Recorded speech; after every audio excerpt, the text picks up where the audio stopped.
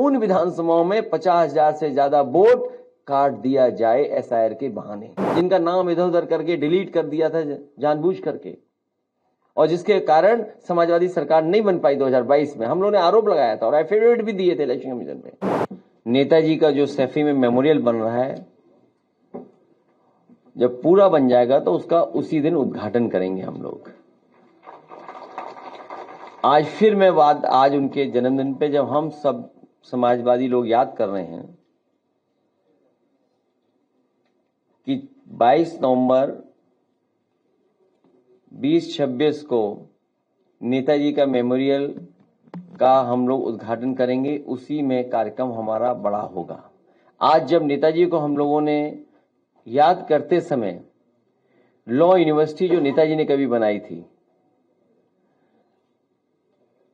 UP में इतनी प्रतिष्ठित लॉ को लेकर के यूनिवर्सिटी नहीं थी, जो राम मनोहर लोहिया लॉ यूनिवर्सिटी बनी है वो नेताजी की ही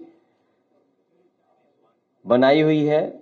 आज उनके बच्चों को मैंने सम्मान किया, जो बच्चे टॉपर्स थे, जिन्हें गोल्ड मेडल मिला था या कोई और मेडल मिला था, उन बच्चों को भी आज के दिन सम्मान दिया, क्योंकि वो लॉ यूनिवर्सिटी नेताजी की बनवाई थी, वो टॉपर थे। उन्हें आईपैड दे करके हम लोगों ने सम्मान देने का काम किया। जब हम आप बात कर रहे हैं उससे पहले बच्चे मिलकर के उनका सम्मान करके हमने उन्हें जाने दिया। आज जब हम लोग बैठे हैं तो सबसे महत्वपूर्ण जो जानकारी हम लोगों को मिल रही है, जब बातचीत कर रहे हैं कार्यकर्ताओं से, नेताओं से, और जो जानकारी दे रहे हैं, समय समय पे पार्टी कार्यालय को भी सूचित किया जा रहा है। अभी सुबह जब एक हमारे विधायक ने फोन किया, उन्होंने कहा कि जो बीएलओ हैं, जितना उन्हें सहयोग करना चाहिए वो सहयोग नहीं कर रहे हैं। एक जगह वो बैठ जाते हैं, उसके बाद वो उन्हें ढूंढिए आप लोग, तब मिलेंगे, नहीं मिलेंगे।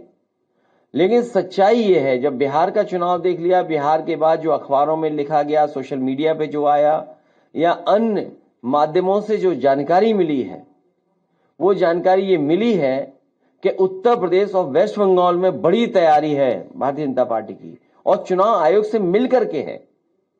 क्योंकि चुनाव आयोग की तरफ हम देखते हैं तो हमें उम्मीद है, करते हैं कि वो निष्पक्ष होगी, वो संस्था निष्पक्ष होगी, वो हमारी किसी भी शिकायत का निराकरण करेगी।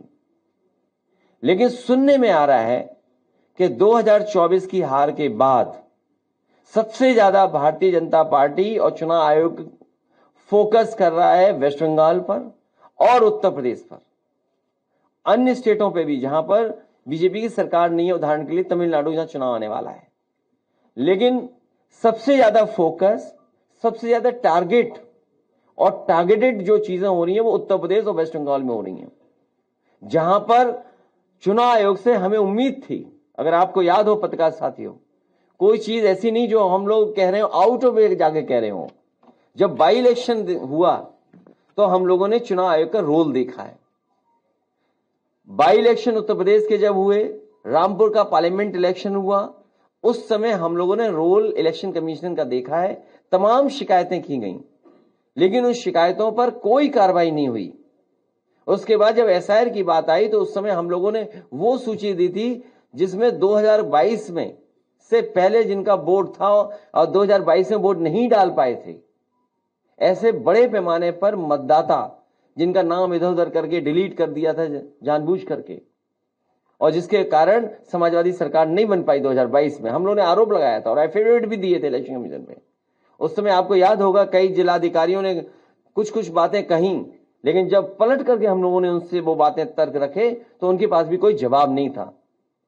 इसलिए जो तैयारी है, सबसे महत्वपूर्ण बात यह है कि भारतीय जनता पार्टी, उनकी सरकार, उनके अधिकारी और चुनाव आयोग मिलकर के ये तैयारी कर रहे हैं कि 2024 में जिन विधानसभाओं में समाजवादी पार्टी जीती है, इंडिया गठबंधन जीता है, उन विधानसभाओं में 50,000 से ज्यादा वोट काट दिया जाए एसआईआर के बहाने।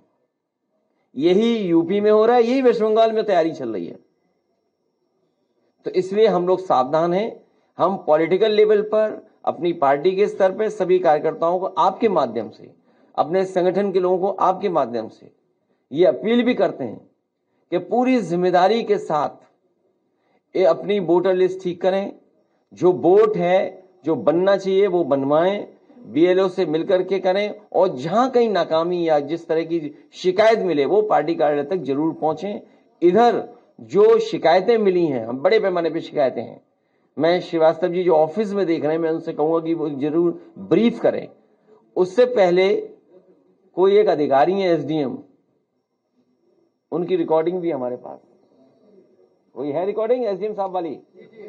एक एसडीएम साहब की रिकॉर्डिंग है, देखिए क्या कह रहे हैं, मतलब किस लेवल पे तैयारी है कन्नौज में। कन्नौज तो वो रहा है ना, हमारी राजधानी, देश की राजधानी रही है कन्नौज। सम्राट हर्षवर्धन महादानी, जिन्होंने कुंभ को आयोजन का शुरू किया था, तो जो सम्राट हर्षवर्धन की प्रतिमा हटा सकते हैं कुंभ स्थल से, वो बोट क्यों नहीं हटाएंगे? वो बोट हटाने में लगे हुए हैं, और कन्नौज भी टारगेट में आ गया है। Subscribe to One India and never miss an update. Download the One India app now.